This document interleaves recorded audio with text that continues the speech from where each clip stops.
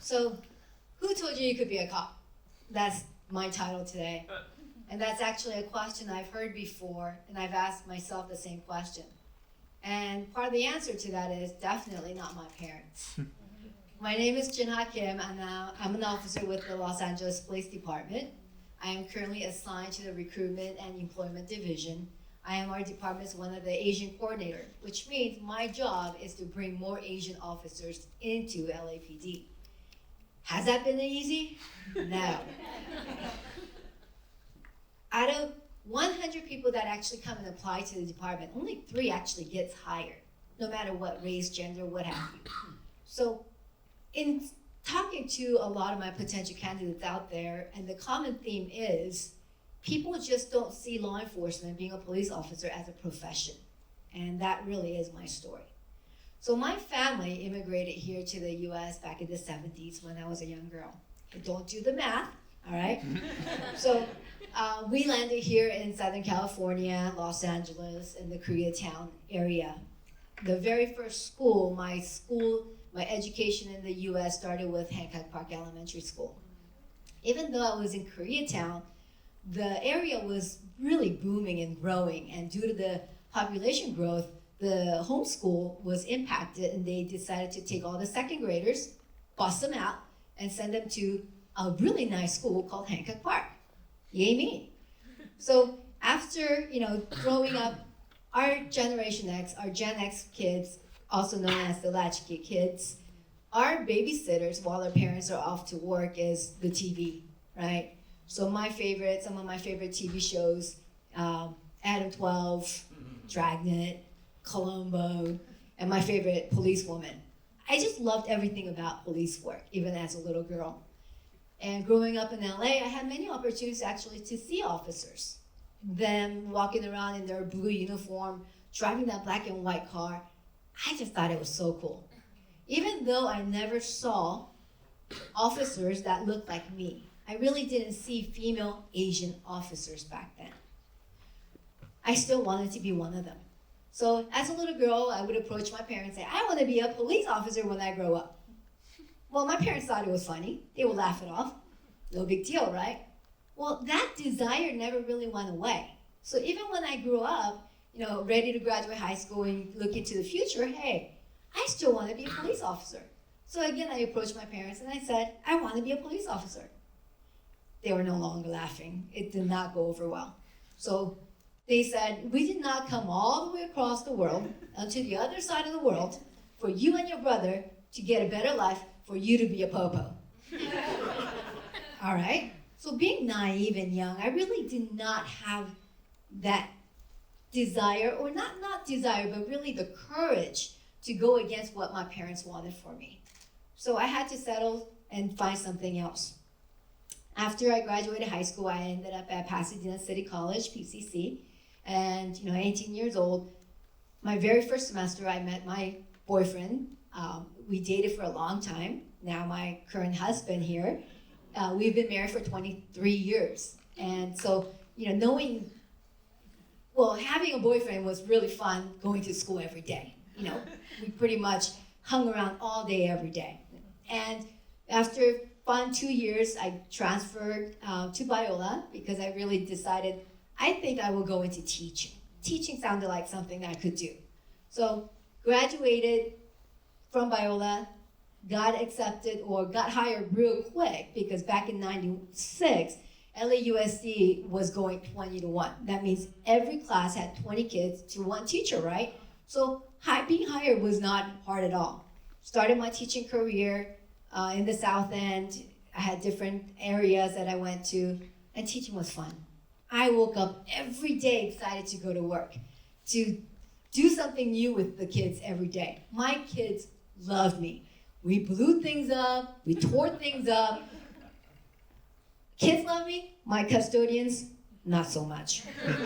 I don't think there was any trash bags left in the classroom on windy days because we would take all the trash bags we could find in the school, take some strings, school has yarns, right? So we would take the strings, catch the wind in the trash bag, tie it up, and walk around flying trash bags. That was fun stuff. So after 14 years of teaching, and I did a lot of different things. I was a lead teacher, grade level chair. I also did master teaching for USC, which meant students in USC going through their education program had to do student teaching, and they would send them to my classroom to learn to be teachers. So I would say I did a pretty good job, doing what I did. But I thought to myself, if I'm having this much fun working at my second choice career, I could not imagine what it would have been like to do my first choice career, which was law enforcement. So, I'm older, I'm in my 40s, I don't have to listen to my parents anymore. But I did have a husband that I had to, run it by. So I approached him and said, babe, I really want to try this. And he was actually very supportive. He said, what took you so long? What? So that was it. I actually left teaching, and coincidentally, the very last school I taught at was Hancock Park Elementary School, right? The circle of life. So I left teaching and picked up a subbing job because I still had to bring money home.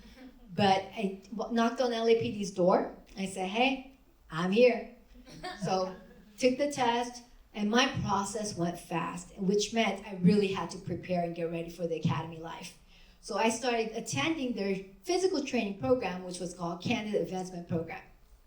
Worked that all my life. I've been in sports. I thought I was it. So walked in, very first day of the training program, wearing my bright red hoodie with my black, stretchy yoga pants, ready to work.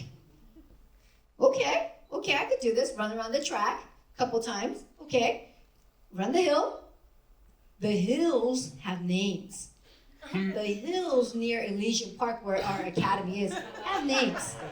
Discipline Hill, Agony Hill, Cardiac Hill, and the backside of Cardiac Hill. So you can imagine why they were given those names. So a couple times on Discipline Hill, and I thought, oh my God, I'm gonna die. So I told the people that I was working out with, I said, this was the hardest thing I've ever done. And they looked at me and said, what? This is just a warm-up. I was like, uh-oh. So my first day, I actually spent the time running around the track while they went off on their runs, and they came back and I was still walking around the track. So that's how my training started. But I was relentless. I continued training, and I did get better. Even though during my training, I ended up losing 4 toenails. I didn't know how to run. I was a sprinter, I could sprint, but I didn't know how to do distance running. So I'm running distance like I'm running sprinting.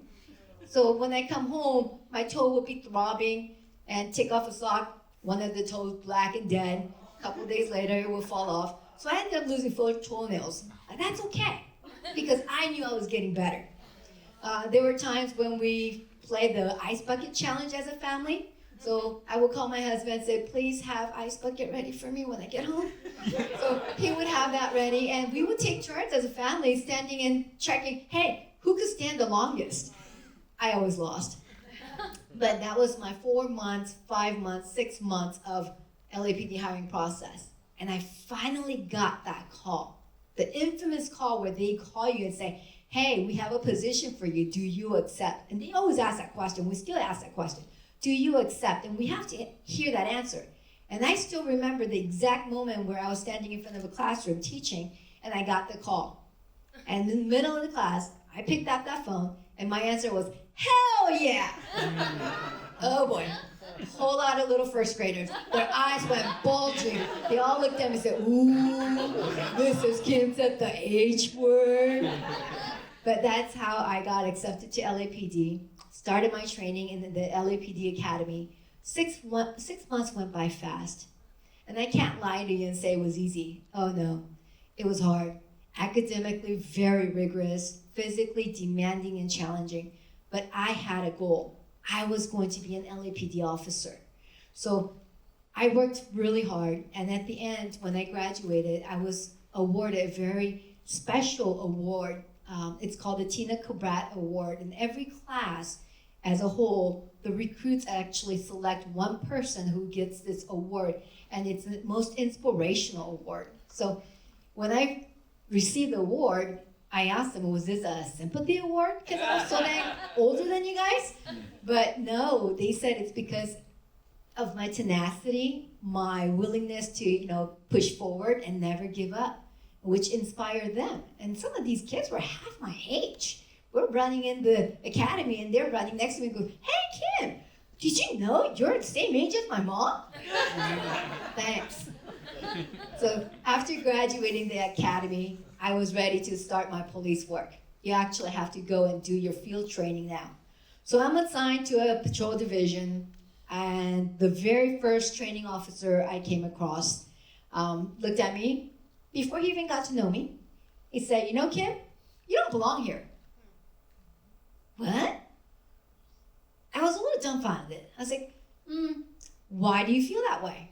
He said, "Well, it's because you're an older Asian female." And I really thought to myself, okay, I know little about the law. Protected class age, protected class race, protected class gender.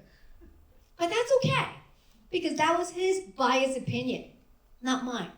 All I had to do was prove him wrong and anyone else that felt that way.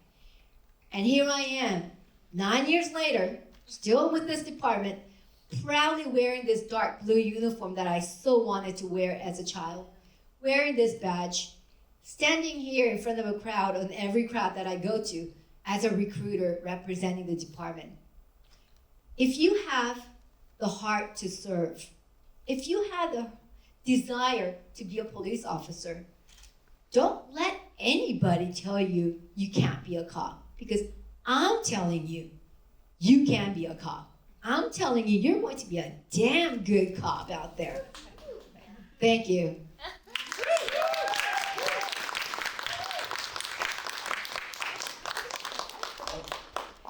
This is Officer Kim. I'm sorry, but I have to share this story. No, yes. I have to share. So Biola, I went to Biola Christian School and I met lots of great friends. And the officer that's on to your right, she is Sergeant Janet Kim with the LAPD. She is the first female Asian pilot for the department. Okay. The other officer on the other hand, we're all Kims. So they call us the three little pigs, right? Kim, Kim, Kim. So other Kim, Esther Kim, is actually a canine handler. She handles a bloodhound for our department. And she is the first Korean female, I believe she's the first Korean canine handler for the department. So talk about trailblazers, right? LAPD's hiring y'all.